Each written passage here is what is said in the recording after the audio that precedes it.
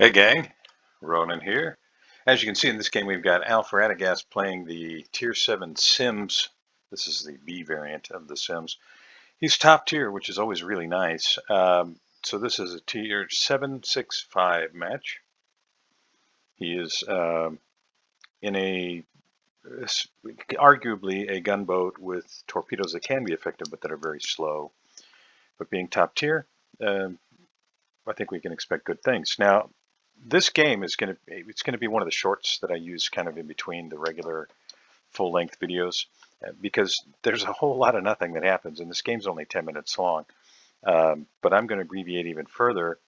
I'm going to show you where the action really kind of starts is at 14 minutes and 15 seconds or thereabouts as Alf pushes into this cap and finds himself facing quite a bit of opposition.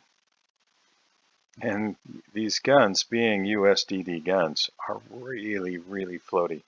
The arcs, as you can see there, are really high, and even trying to hit something at close range can be tough. Now, the Gepard is very fast, and you can see he's got a speed boost going, which makes things even tougher. And Alf has a heck of a time landing shells on him. But, as you'll see here in a second, we'll just start right here. The Gepard hits the island. It makes it a lot easier.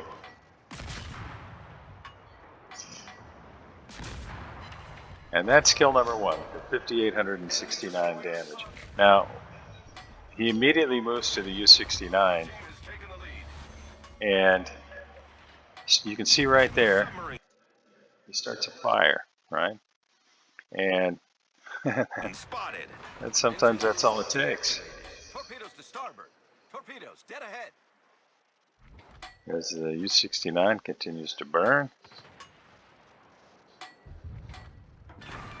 And there's kill number two, 8,084 damage. You know, this game, the damage that you take in a ship doesn't really knock systems out in the same way it does in some other games.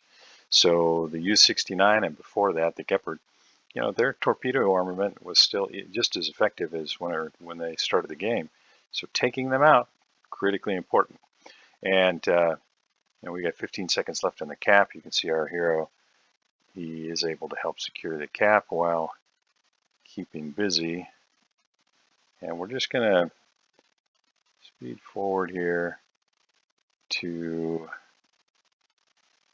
you can see that they know that this U-69 is still out here.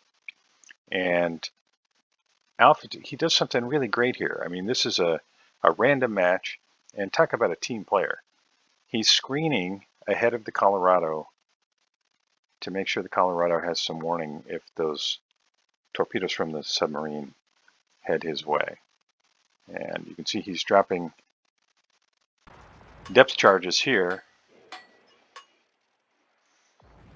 And we'll just watch this here. Throw some torpedoes out on the off chance that maybe Genova moves back that way and gets right back to the depth charges, trying to create a safe path for Colorado.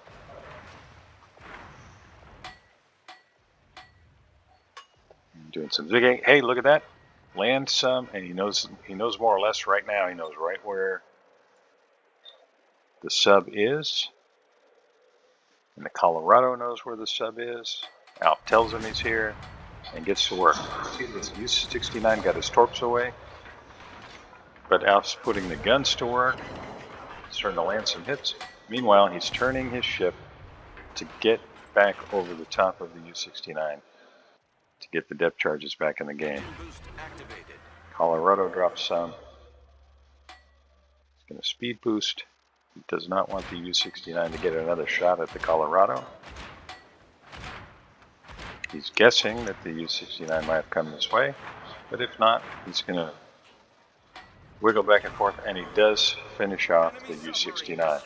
And that, ladies and gentlemen, is kind of how the game ends, with Alf having 3 kills, 3 detections, 35 shells on target, an incapacitation, 5 decaps, a solo cap, landing 6 depth charges on the sub. That's his total score. 17,339, but you think he contributed?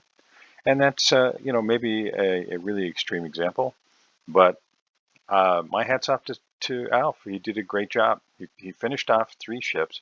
He helped protect his battleship, and in my opinion, did a fantastic job with the Sims. It would have been easy to go kind of damage farming, but instead he stayed and helped finish off the sub, and that, for all we know, that made the difference. So thank you very much for joining me. I hope you enjoyed this. If you did, please like and subscribe, and I'll see you next time.